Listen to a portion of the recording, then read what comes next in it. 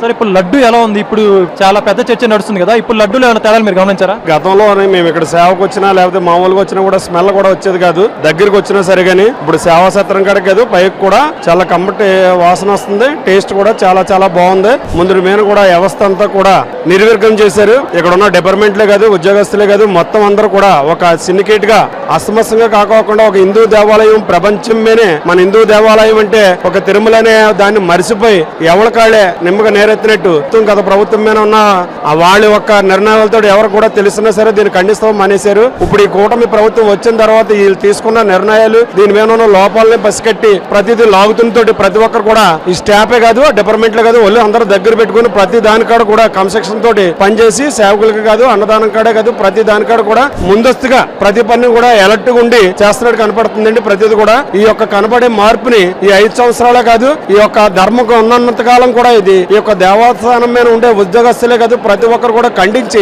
ధర్మాని కోసం ఓడారాలని కూడా కోరుకుంటూ ఇప్పుడైతే మనకి ప్రెసెంట్ అంతా కూడా చాలా బాగా జరుగుతుందండి.